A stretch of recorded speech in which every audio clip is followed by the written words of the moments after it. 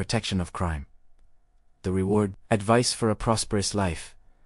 Listen, learn, apply, and remember. Today, we're going to dive deep into a powerful principle for dealing with the impact of crime and harmful acts. This is a principle I've lived by for over 45 years, and I can tell you, it works. It's based on a universal law that was established right at the beginning of human history, a law of cause and effect. Many people think that when Adam, Eve, and later Cain did wrong, God cursed them. But if you look closely, that's not quite what happened. God rewarded them according to their actions. The law is simple and profound. What you sow, you must reap in abundance. This is the essence of true justice. Every action is weighed and measured by this law.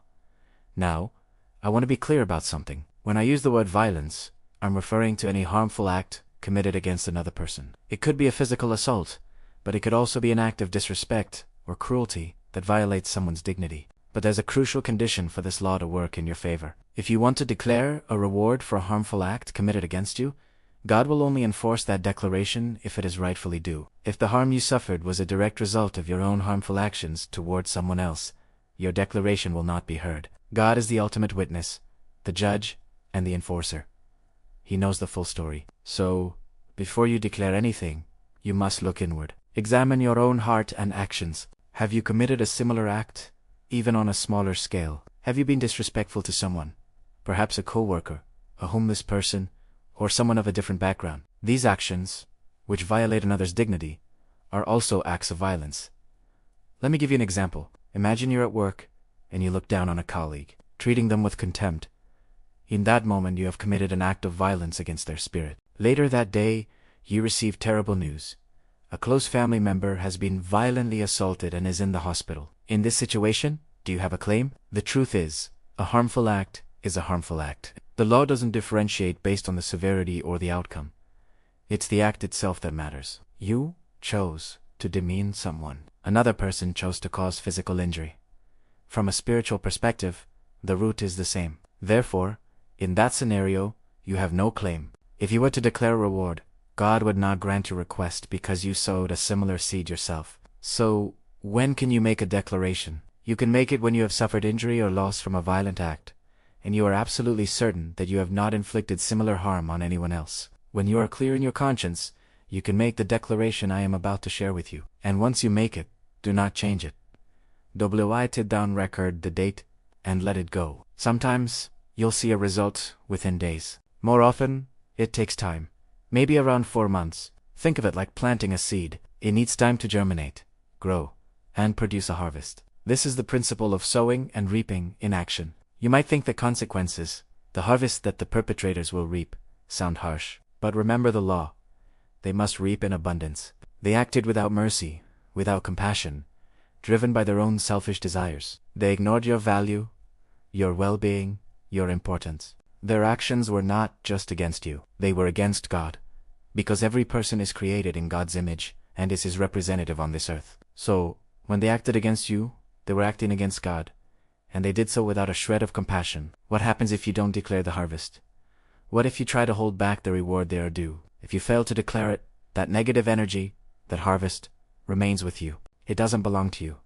And it will begin to multiply in your life until it consumes and destroys you. It's like holding poison to your chest. You must return the harvest that legally belongs to them as soon as you can. The moment you declare it, the negative cycle is broken for you. This brings us to a very misunderstood concept: forgiveness. In this context, you cannot forgive them. Why? Because forgiving the act prevents the harvest from being collected by the one who sowed the seed. It stays with you. Forgiveness can, in this way, make you a participant in their crime. By forgiving them, you are indirectly giving them permission to continue their destructive behavior. Your forgiveness becomes their blessing, empowering them to harm others. And every time they do, you become a silent partner in their actions, which can have consequences for you and even your descendants. Think about the original stories of Adam, Eve, and Cain. When God presented them with the harvest they had planted, it didn't just affect them. It had a ripple effect on their ancestors and their descendants. They all became partakers in that harvest. This is why they are included in the declaration. There are ways for descendants to break free from this cycle, but the influence of our ancestors is powerful and can shape how we live and react. Now, let's talk about the protection of crime in our modern world. Have you noticed how many social media platforms and AI applications restrict the use of certain words? Words that are directly linked to crimes against people. Their policy often says something like, advertising of these crimes is not allowed.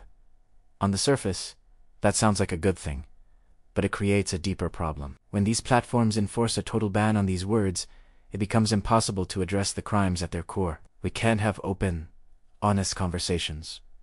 We can't bring things to light. When a society collectively turns a blind eye and refuses to speak about wrongdoing, we all indirectly become partakers in that crime. This enforced silence means many people remain unaware of the true impact of these acts, and perpetrators can operate in the shadows without fear of being exposed. In this way, these platforms can unintentionally contribute to an increase in crime, simply because no one is allowed to talk about it openly. So, if you have been a victim, and your conscience is clear, here is the declaration you can make. Speak it with conviction, knowing you are appealing to the highest court of justice.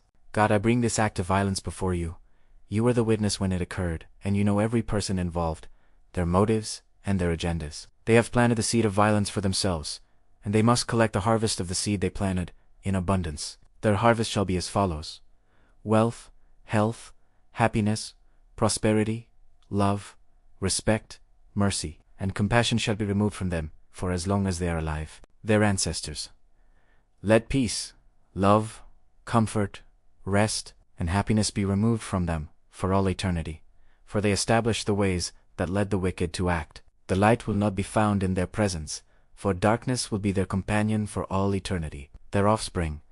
Let the full measure of the reward of the wicked and their accomplices descend upon every offspring who walks in their ways, for the entirety of their lives. No spiritual healer, no ritual, no other means can remove this harvest from those who deserve it. They have sown hatred and violence, and they must now reap an abundance of the seeds they planted. It is legally their reward, their harvest, and their property. They have caused me harm, and for that, I claim the abundant replacement of the value taken from me. I trust that you will provide in your own way. I thank you, God. By making this declaration, you release the burden and place it into the hands of divine justice. You are not seeking revenge. You are invoking a universal law. You are clearing your own path for healing and restoration. Thank you for listening. Please share this if you feel it can help someone else.